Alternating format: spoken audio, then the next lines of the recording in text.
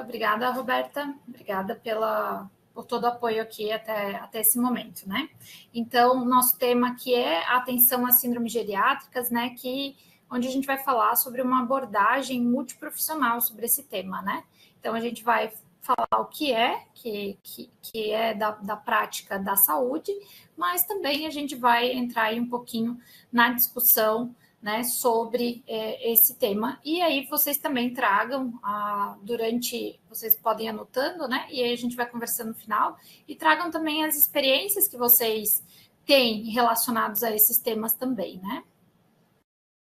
Então, quem sou eu, né? Eu sou a Maiara, sou mãe, né, esposa, filha e neta, né? Então, o fato aí de eu ser uma neta, meu avô faleceu em dezembro do ano passado, me fez cuidar deles melhor, me abrir os olhos aí para a geriatria e a gerontologia, que é um mundo totalmente à parte, né?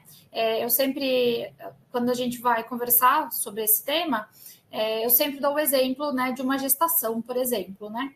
Na gestação, a mulher ela se prepara para ganhar aquela criança, né? Para gerir aquela criança, ela busca, ela estuda, ela vai ler sobre os tipos de parto, né? Porém, ninguém lê sobre a envelhecência, né? Sobre esse conceito do envelhecimento e não se prepara aí para chegar nesse processo do envelhecimento, né? Então, a gente vem conversar um pouquinho sobre esses temas, tá? E também quem sou eu na parte profissional, né? Sou conselheira dos Conselhos Municipais do Idoso aqui de Itajaí, de Balneário Camboriú e Balneário Pissarras, né? Sou enfermeira já, formada aqui pela Univale também. Sou professora aqui, né, há 10 anos, fiz 10 anos de instituição e hoje eu sou responsável por 2 projetos de extensão. O projeto de extensão Univida Univale, até deixei ali o Instagram para quem quiser conhecer, que a gente trabalha muito a educação para o envelhecimento, esse é o tema base do Univida, e também sou associada à Sociedade Brasileira também de Gerontologia e Geronto, né? Geriatria e Gerontologia, que é onde a gente entra nessas discussões, né?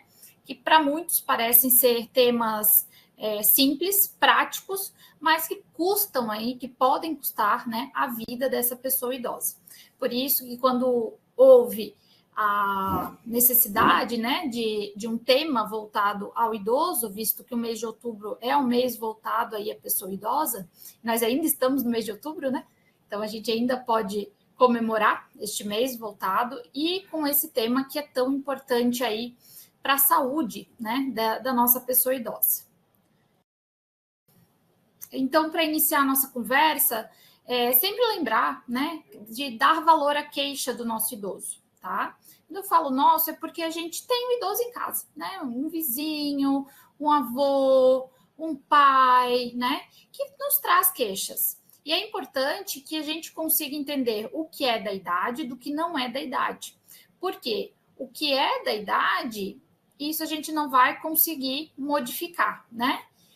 Mas o que não é, e às vezes eles falam, mas isso é da idade, né? O esquecimento, todo esquecimento é da idade. Então, para que a gente consiga pensar que cada idoso também tem o seu processo, né? Cada pessoa tem o seu processo próprio de envelhecimento. Então, quando a gente for olhar o nosso paciente, cliente, usuário, como vocês queiram chamar, né? A pessoa que vocês estão atendendo, vocês sempre vão observar não só a parte física dessa pessoa, né? Mas a avaliação ela precisa ser multidimensional.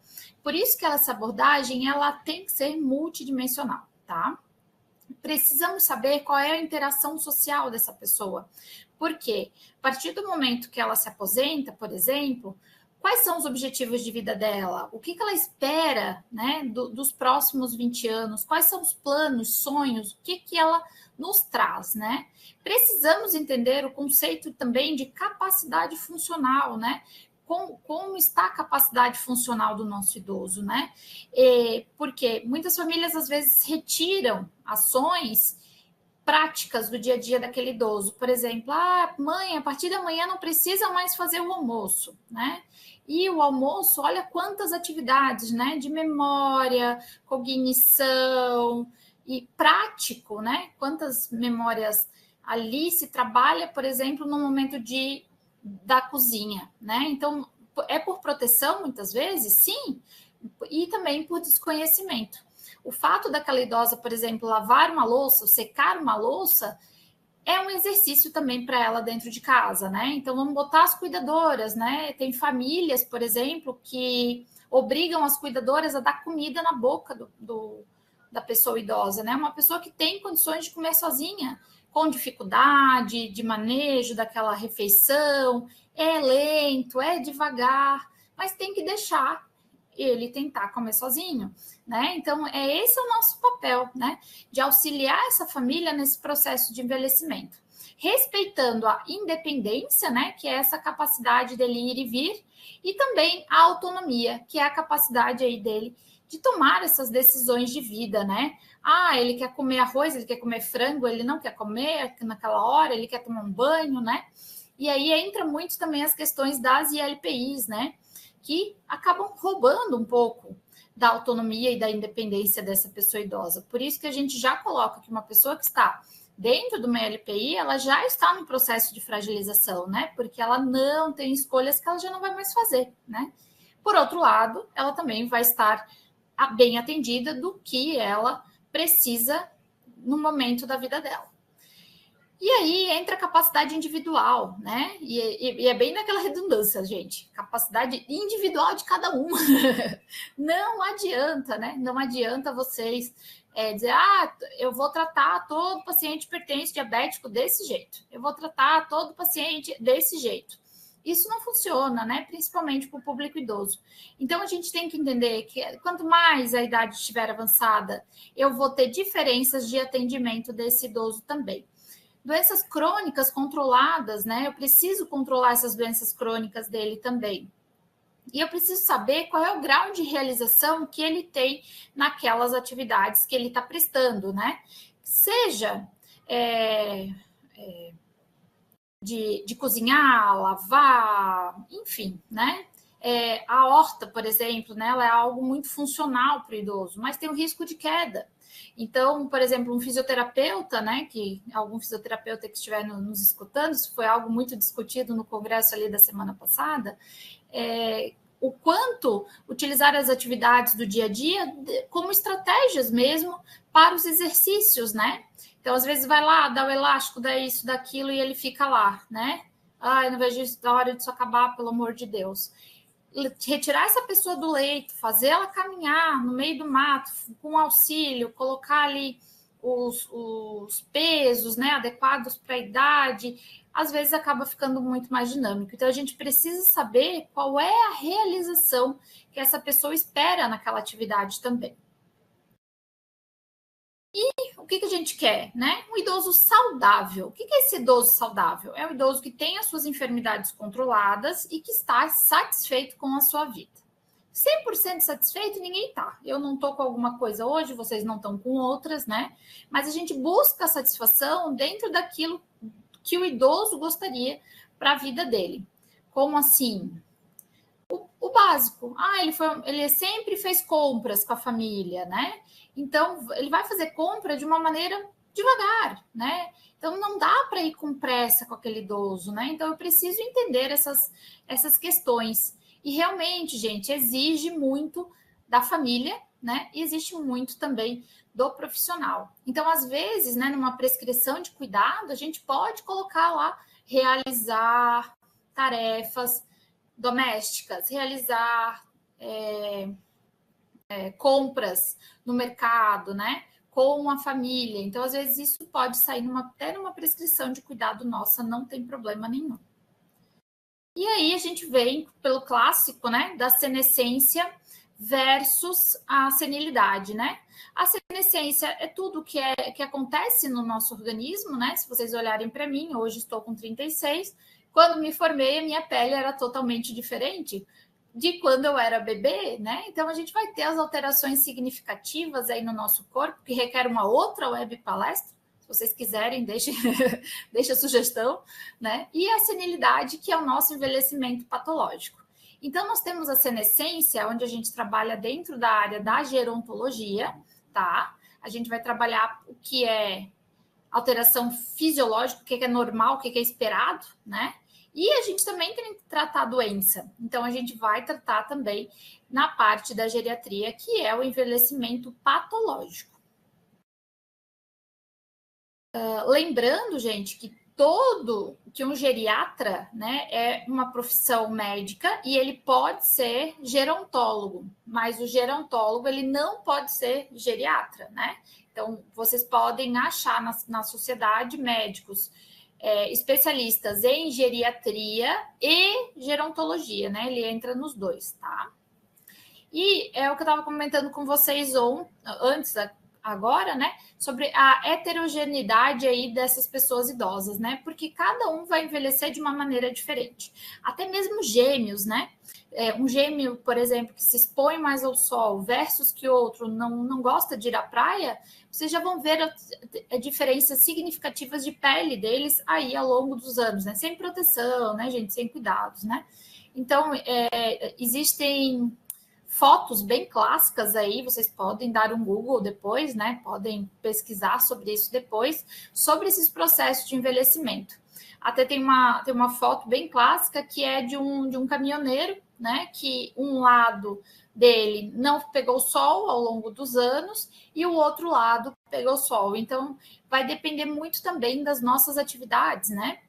Quando eu me formei, 10, 12 anos atrás, nós falávamos muito sobre 50-50, né? 50% parte genética versus 50% de determinantes de saúde, né? De estilo de vida. Hoje, né, já se fala numa média de 70%, né? Então, hoje se sabe que o nosso estilo de vida ele pesa muito na nossa saúde e com certeza ele vai pesar aí nesse processo de envelhecimento. Como eu brinco com meus alunos, né? A Coca-Cola que a gente toma hoje, ela vai pedir a conta lá quando a gente estiver depois dos 60, tá? Então, essas síndromes geriátricas, elas são condições clínicas prevalentes nesses idosos, né? Então, desde o nascimento, a gente apresenta sempre uma limitada reserva aí de tolerar, né, esses estressores fisiológicos. E aí, nesse processo de envelhecimento, vai tendo um declínio dessa reserva, né? Nós vamos perdendo aí essa reserva ao longo dos anos. Então, quando há estressores, e aí a gente vai ver cada um deles, há uma sobrecarga. Então, uma síndrome geriátrica, ela não significa uma patologia, né? Ela não chega a ser uma patologia, mas ela é algo que vem a partir de uma patologia ou é algo que pode gerar uma patologia, tá? Se não atentar, né? Se a gente não conseguir observar aí antes e intervir antes, esse idoso ele pode vir a óbito por um dos Is desse que a gente vai conversar agora, tá? Então, eles apresentam vários critérios aí, né, de definição relacionados à idade, à causa, a etiologia multifatorial, né, a demora aí da identificação. Quanto maior a demora, pior o diagnóstico. Por isso que eu digo para vocês, isso é normal do idoso, né? Tem muito aquilo, mas isso é da idade, isso é da idade. Será mesmo que é da idade? Então, é isso que a gente tem que pensar para o nosso idoso. E aí eu trago aqui para vocês, né? Quando a gente tem condições de doença não específicas, a gente vai relacionar elas com a funcionalidade global daquela pessoa idosa e a capacidade dela gerir a própria vida. Então, esse idoso até ontem, ele fazia tudo sozinho? O que ele fazia sozinho? O que ele fazia com ajuda? Por isso que hoje nós temos testes, né, validados que nos auxiliam aí a ter um parâmetro, né? O teste, ele nunca vai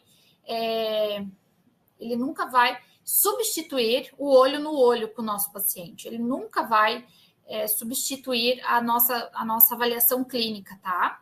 Mas esses testes, eles nos auxiliam sobre essas condições, sobre essa capacidade desse indivíduo gerir ali a sua própria vida. E aí, gente, a gente sempre tem que lembrar, né? A partir do momento que a gente lembra de geriatria e gerontologia, a gente tem que ter esses conceitos assim, ó, grudados na mente, né? O que afeta, né? O que a perda dessa autonomia e dessa independência pode afetar aquela saúde, né? Naquela saúde daquele meu idoso que eu estou ali, lá dentro do hospital, né? O que pode afetar isso? E aí, eu trouxe algumas figuras aqui para vocês, depois vocês podem até ver com mais calma nas aulas, né? Mas é para vocês verem o quanto a autonomia e a independência, elas estão interligadas com os outros setores da vida, né? Então, uma pessoa que tem autonomia, ela tem uma capacidade de cognição, de memória, de função espacial, de função executiva, né, de praxia, de gnosia, de reconhecimento. Então, é aquela pessoa que não tem dificuldades, né? E a pessoa que tem uma dificuldade, ela pode apresentar uma incapacidade cognitiva. Bem como, né, o humor, né? O humor, a perda aí de uma motivação, por exemplo, né? Após um processo de luto, após a venda de uma casa, né? Hoje os idosos, por exemplo, eles sentem na saúde deles mesmo a venda da própria casa, né? Lembrar, por exemplo, em Santa Catarina, onde a gente está com o mercado imobiliário aquecido, nós podemos ter até o início, né? Ou a piora de demências relacionadas à venda de uma casa, né? Que é aquilo que a pessoa construiu a vida inteira. Então, esse humor também pode afetar a motivação e levar a uma incapacidade cognitiva também, tá? Vou botar mais para cá. E na independência, ele afeta diretamente a imobilidade, a questão da mobilidade e da comunicação, né? Quem somos nós sem comunicação? Se não fosse hoje a comunicação digital, eu não estaria aqui falando com vocês, né? Nós estaríamos ainda nos mandando cartas e, para quem é um pouquinho mais antigo, nós comprávamos artigos, né? Então, os artigos eram vendidos em papel mesmo, né? Autorizados pelo autor, e nós comprávamos na biblioteca. Por exemplo, aqui da Univale, a gente comprava, né, o artigo que a gente queria, e esse artigo, às vezes, demorava semanas para chegar. Chegava em papel para nós, né? Então, olha o quanto isso se modificou ao longo dos anos, né? E a comunicação, ela é extremamente necessária, né, para qualquer pessoa, não só para o idoso, isso é importante, né? Para qualquer pessoa, inclusive para o cuidador, tá? Então, a gente tem que observar também o nosso cuidador. Mas eu já entro lá rapidinho também para falar sobre isso com vocês. Na mobilidade, a gente vai ter uma questão de postura, de marcha, de capacidade aeróbica e também uma questão de continência, né? Continência urinária e fecal, tá? Que vão aí me trazer outras imobilidades. Então, eu tenho outros Is, né?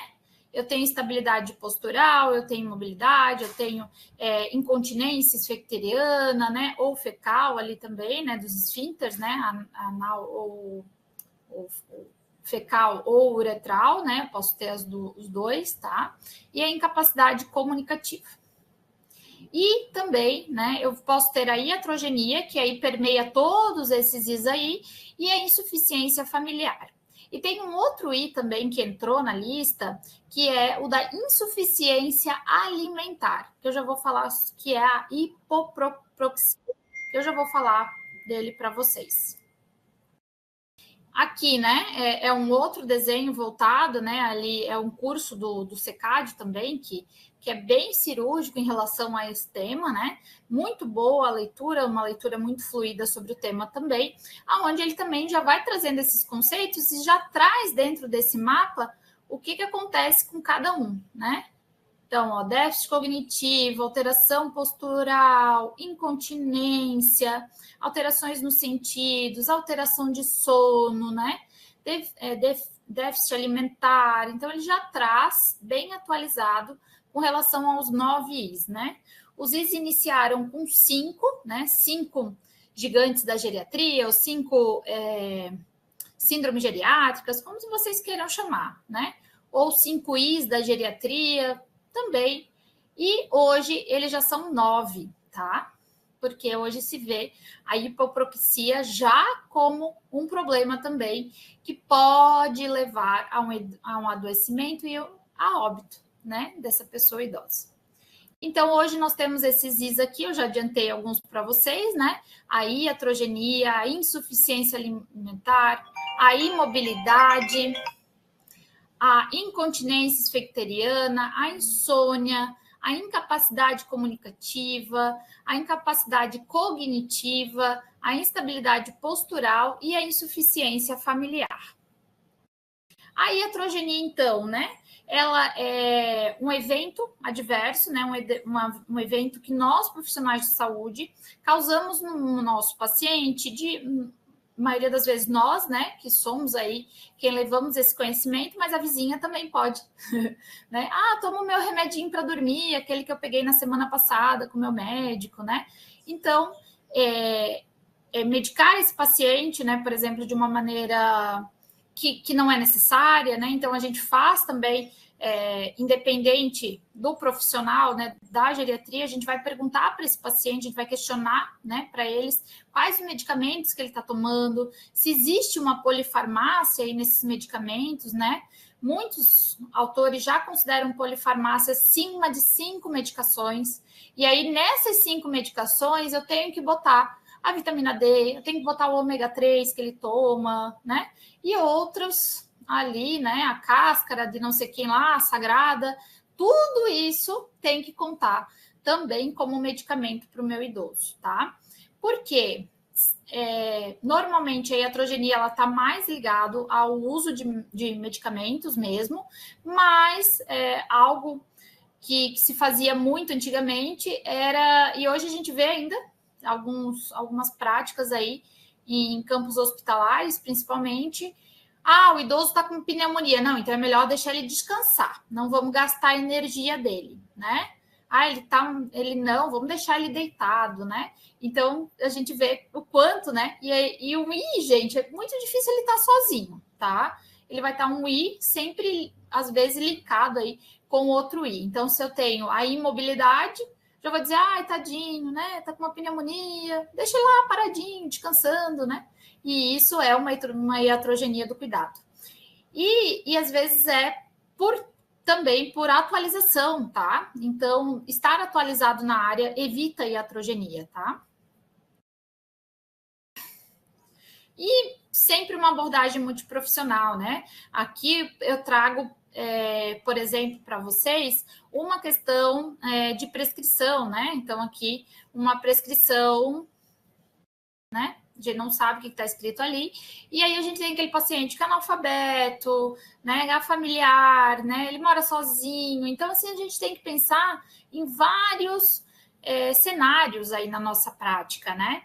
O que pode estar acontecendo com este idoso? Eu tenho que pensar na minha comunicação, né? Eu já atendi paciente que tinha acabado de realizar um procedimento cirúrgico, né? Tinha feito uma ostomia, era uma idosa, e a família estava apavorada, porque ela estava com muita diarreia pós-cirurgia. E não era esperado. E a primeira coisa que eu perguntei outras coisas, mas pedi para ela, o que tu tá tomando, né? Qual foi a receita que o médico te deu? E a família, naquele desespero, o que eles fizeram? Eles compraram todos os medicamentos. C, dor, C, náusea, C, constipação, C, diarreia, e ela estava tomando todos de horário. Todos de horário. Eu disse, não, mas aqui escrito C, né? Mas a família, às vezes, está naquele momento estressor e acaba não enxergando, né? Então, ela estava ali com, né? O intestino dela estava assim, tranca, para, né? Tranca, vai, tranca, vai, tranca, vai.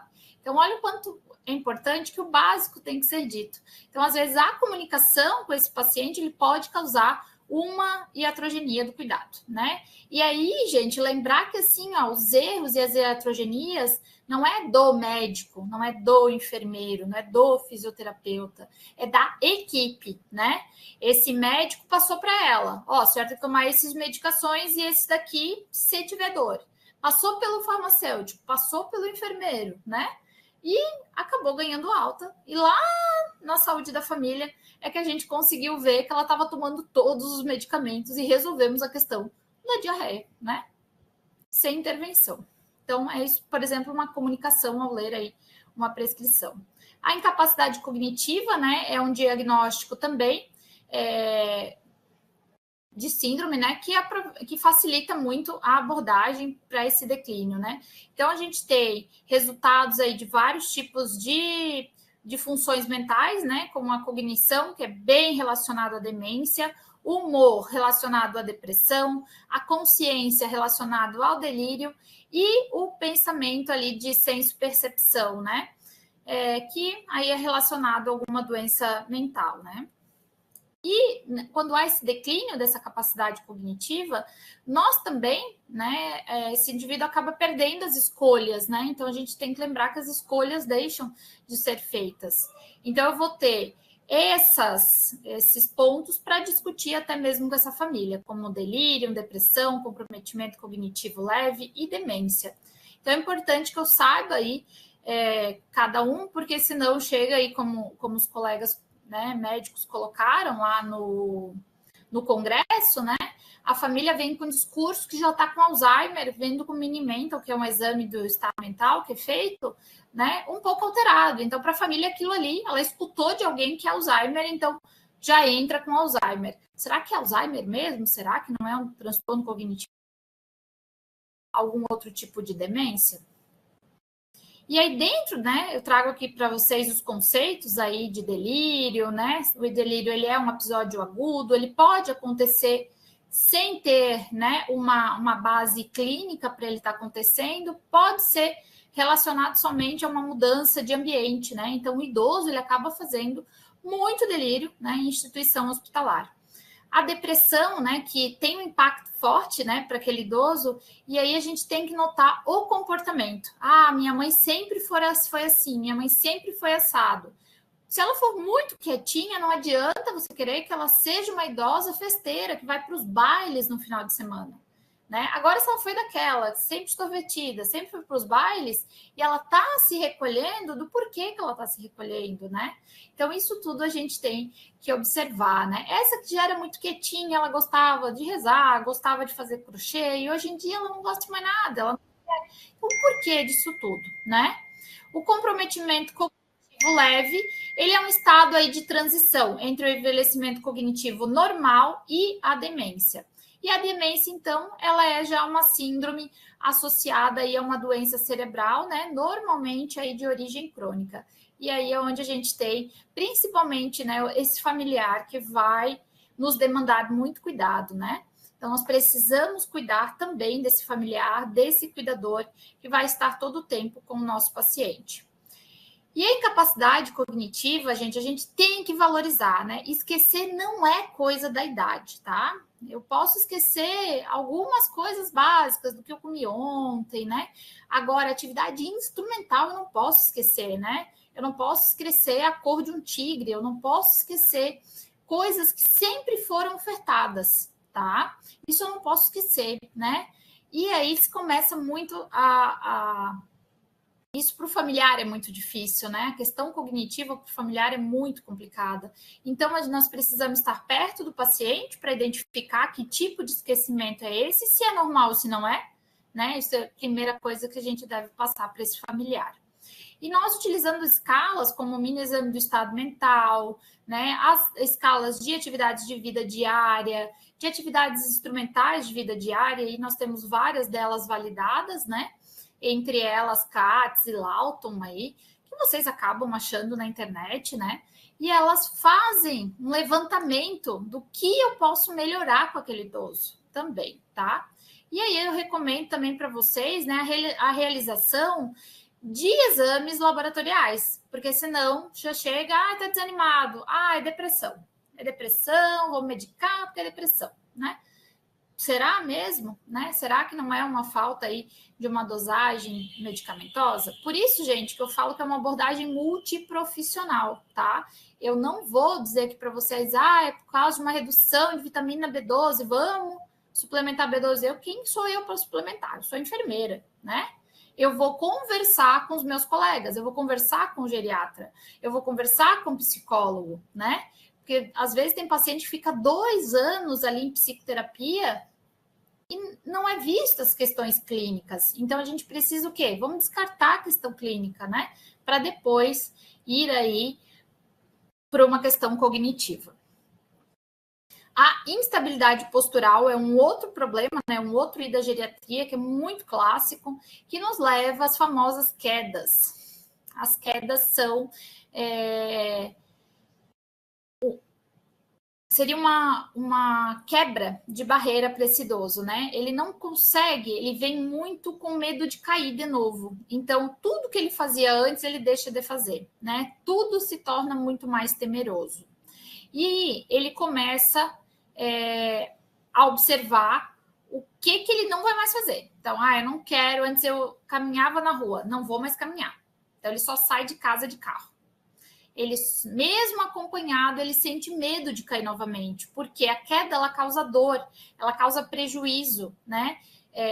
Funcional. Então, aquele braço que antes conseguia fazer o crochê, hoje não consegue mais. E aí, além desse que não faz mais o crochê, esse aqui também deixa de ser utilizado. E não troca por uma outra coisa. O crochê não dá, mas vamos fazer cerâmica, vamos pensar em alguma outra atividade, que vamos ter que mexer o braço, né?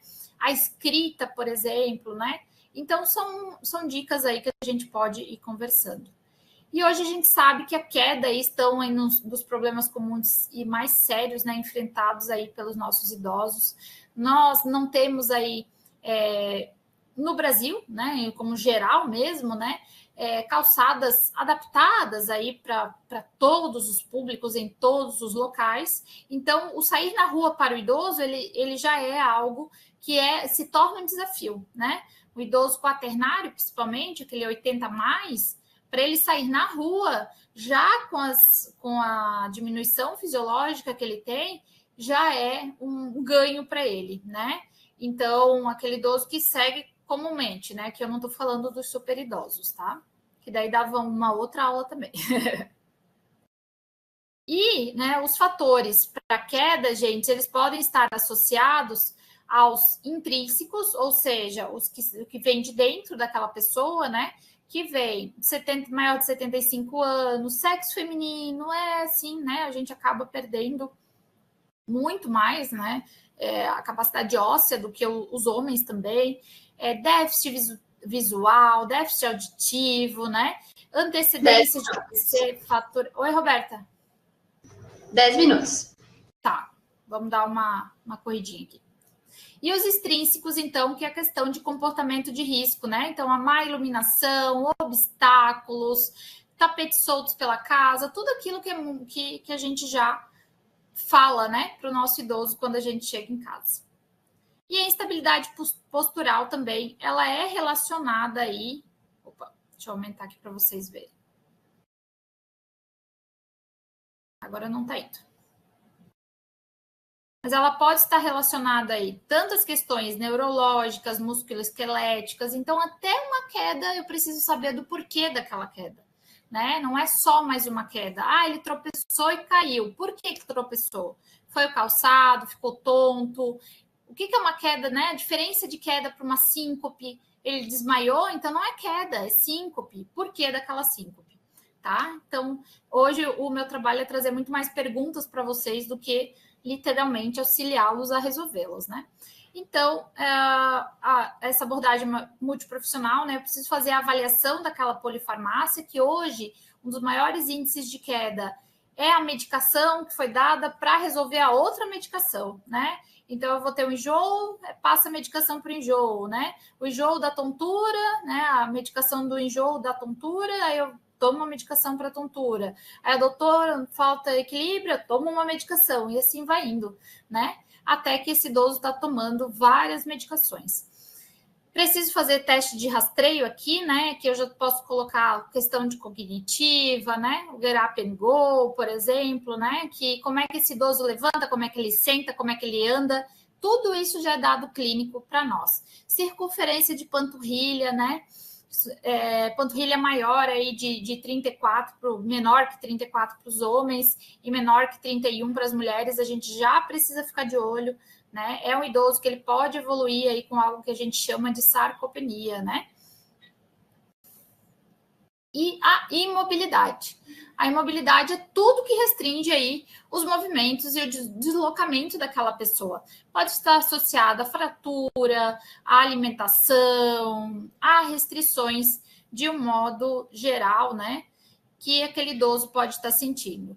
E aqui também existe, depois vocês podem dar uma olhada, sobre a classificação, né, da gravidade dessa mobilidade também, tá? Dessa imobilidade. Como resolver isso de forma multiprofissional, né? Mesmo estando com limitações, o idoso precisa ser estimulado, tá? Então, atentar-se, né, às trocas de fralda, né, as trocas de decúbito, por exemplo, para evitar as lesões por pressão, atentar-se à constipação, né? É uma das maiores queixas do paciente que sofre com imobilidade, é a constipação, né? Aí a gente escuta da família, mas é normal, ele só faz, ele evacua uma vez na semana, isso é normal, né? É normal para ele. É normal, gente? E o uso de fraldas também pode causar irritação na pele daquele idoso. A incapacidade comunicativa, né? A gente vai perdendo capacidade aí de visão, de fala, de audição. Então, a gente precisa fazer com que esse idoso, ele ainda permaneça lendo, compreendendo. Como é que eu vou fazer ele compreender uma receita, né? Como é que eu, por gestos, por símbolos. Então, eu posso usar outras habilidades, né? Então, a gente já tem a prebiscoasia, que é a perda auditiva relacionado ao envelhecimento, e a presbifonia, que é também o processo de envelhecimento da nossa voz também, né? Que ela também sofre modificações ao longo dos anos. Ainda mais eu, prof, por exemplo, né?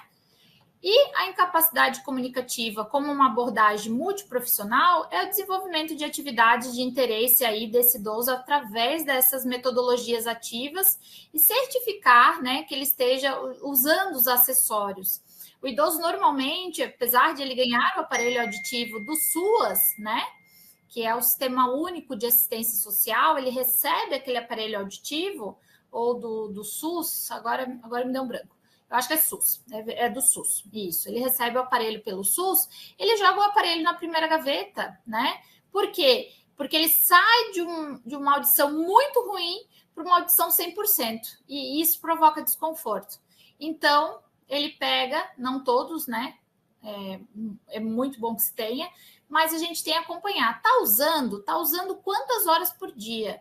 Tá usando em quantas situações?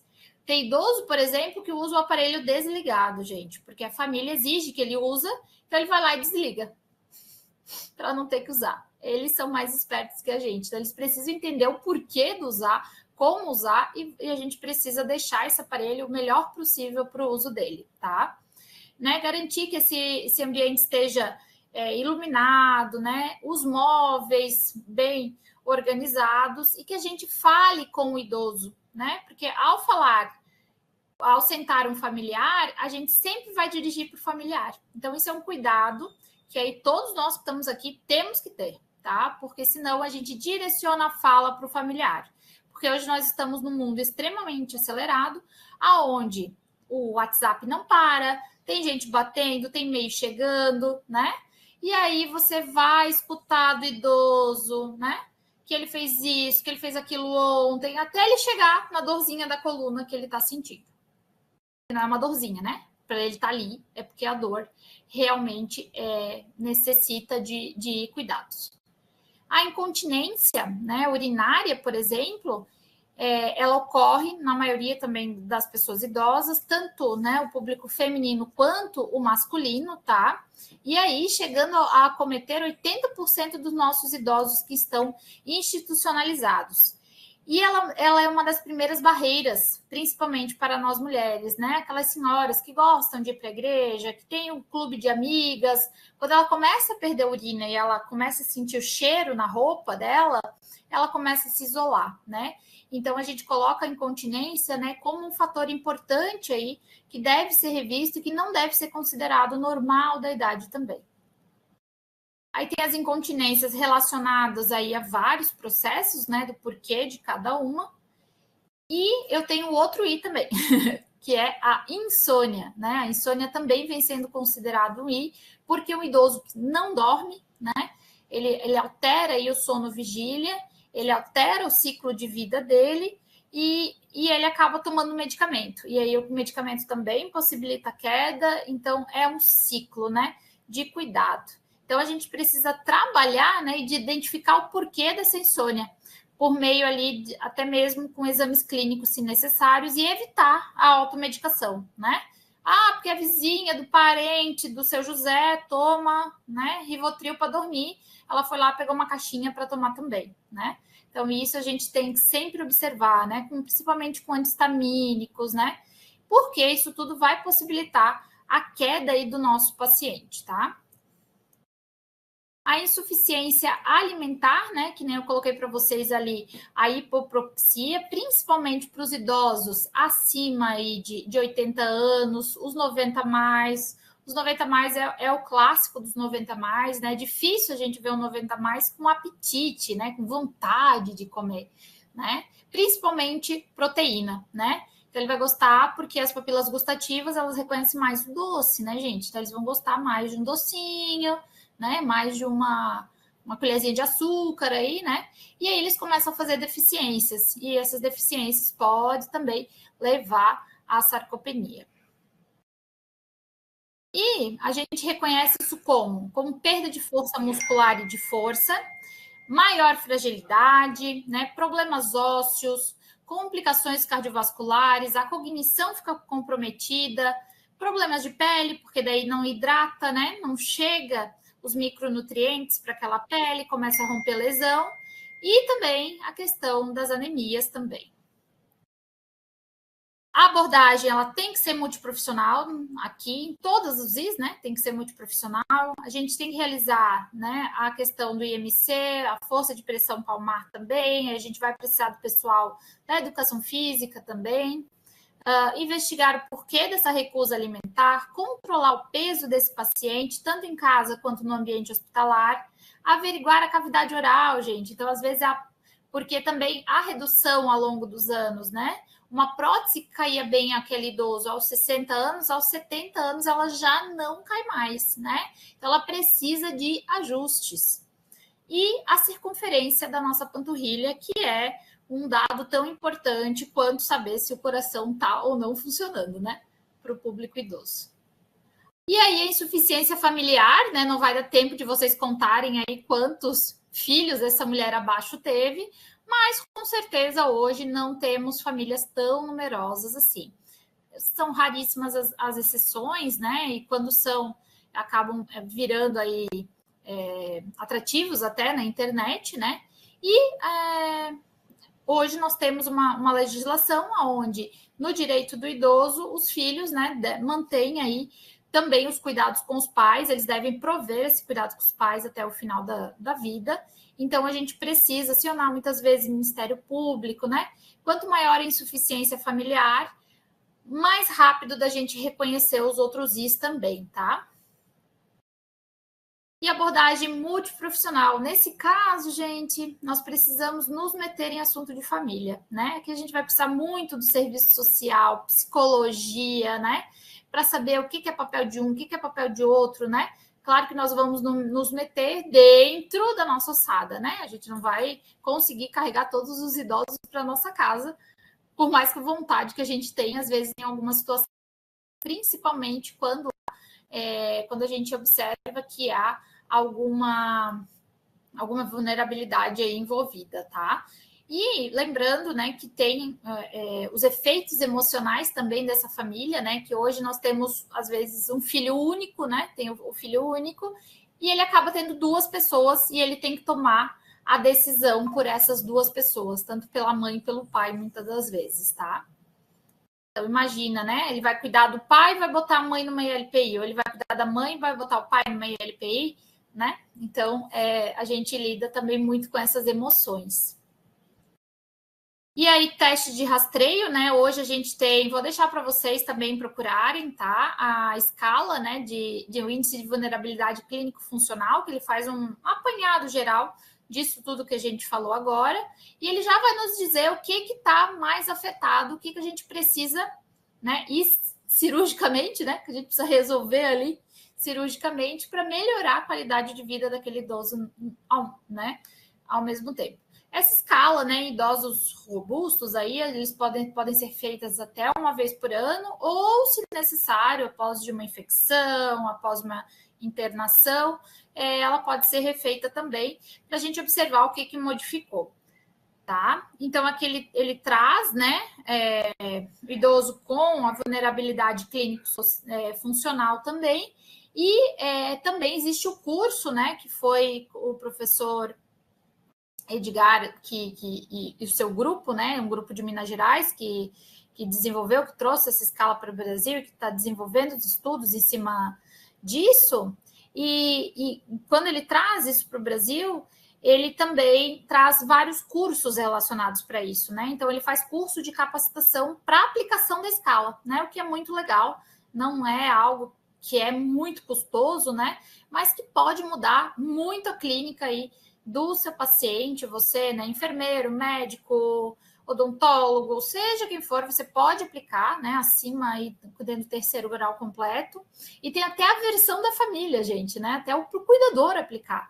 Então, é muito interessante que a gente consiga aplicar nos nossos idosos para ver aonde que eu posso interferir, aonde que eu posso melhorar a qualidade de vida daquela pessoa.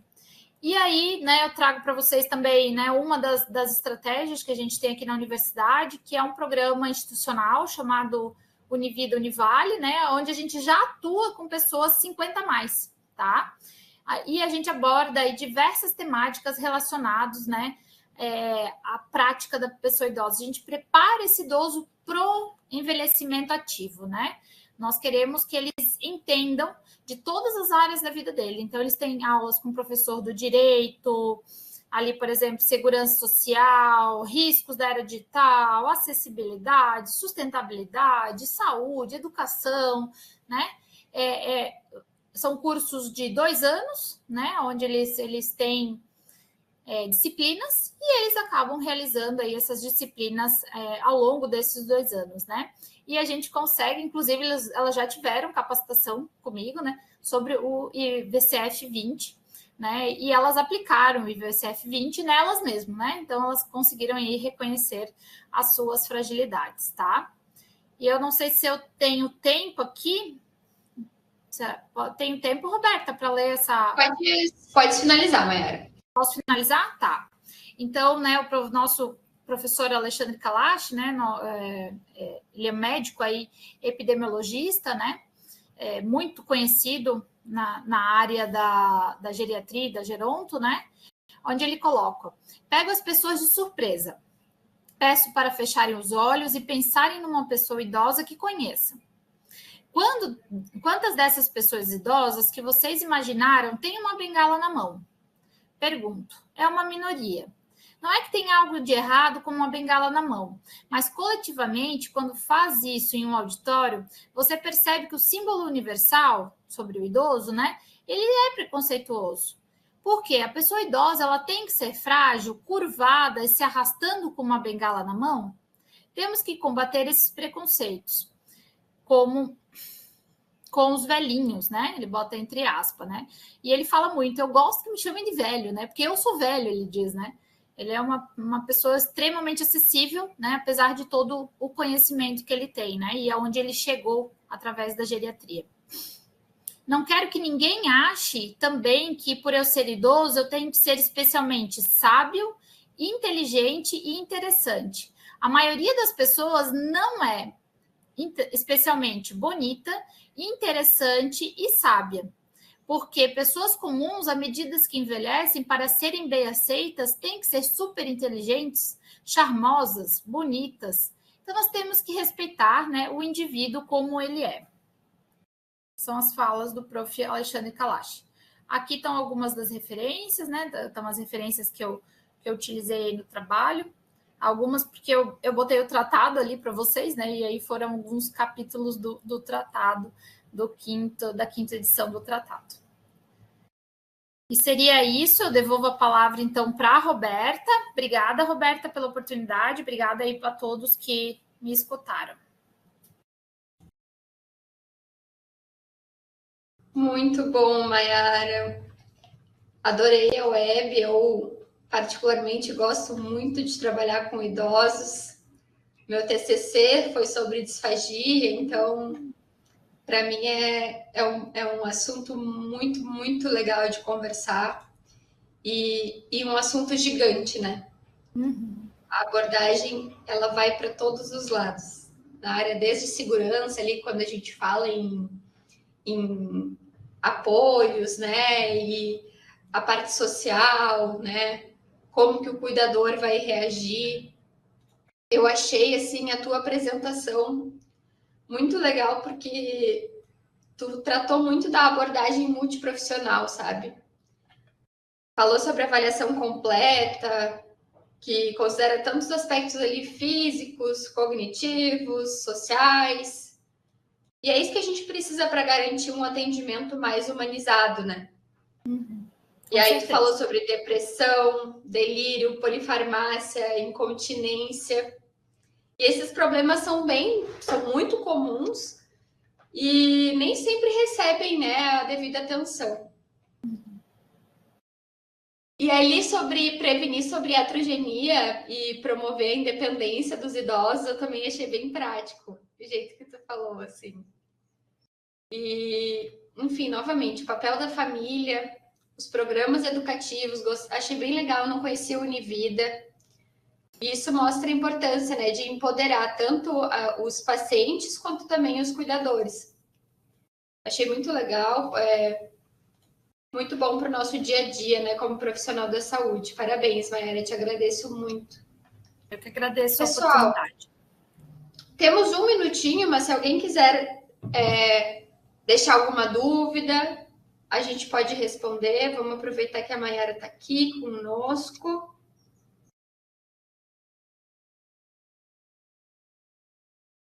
Enquanto o pessoal não manda, eu lembro do nosso serviço de teleconsultoria.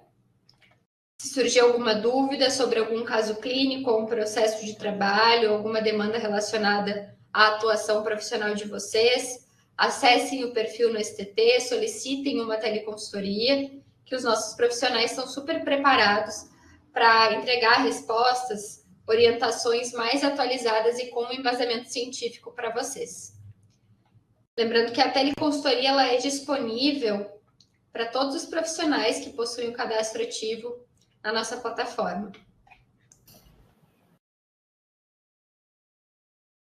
Indo aqui um pouquinho para o chat, a Leonilda comentou, agradeceu, falou muito obrigada.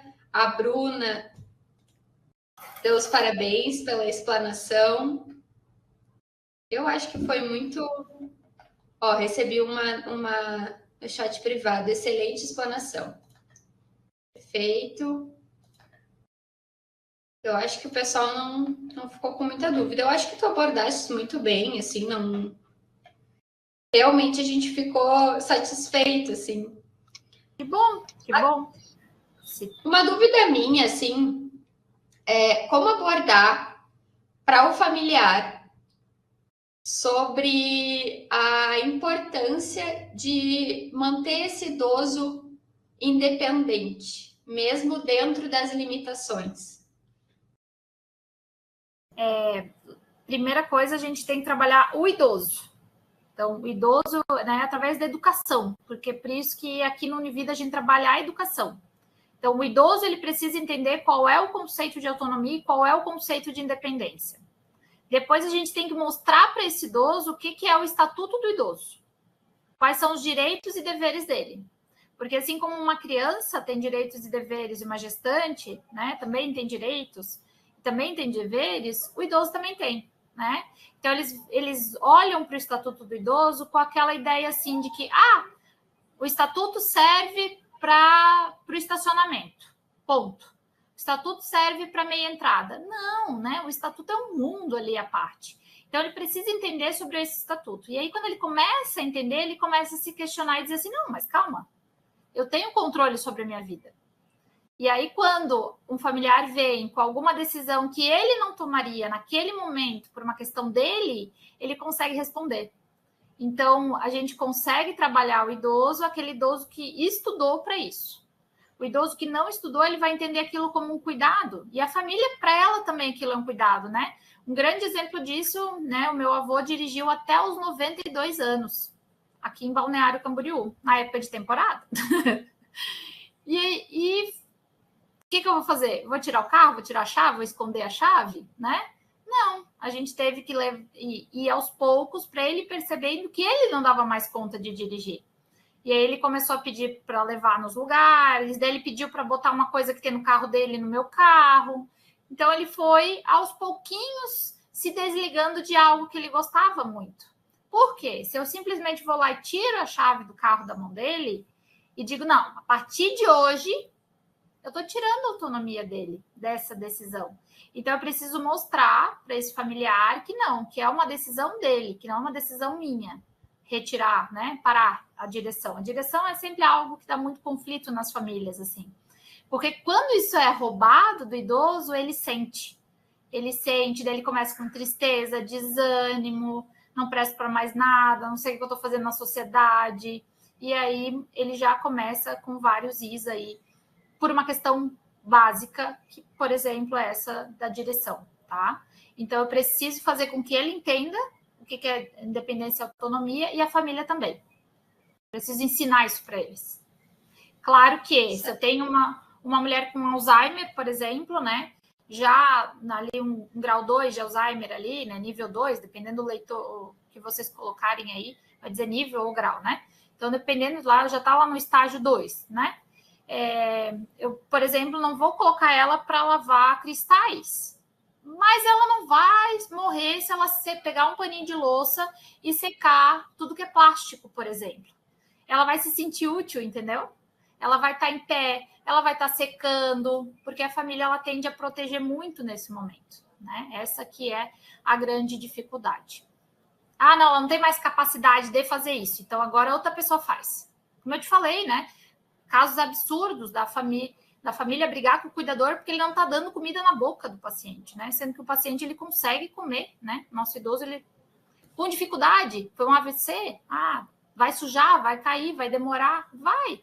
Mas eu não posso tirar isso dele, né? Não sei se eu te respondi. Quase que nem criança, quando a gente fala em alimentação de idoso, né? Com algumas limitações.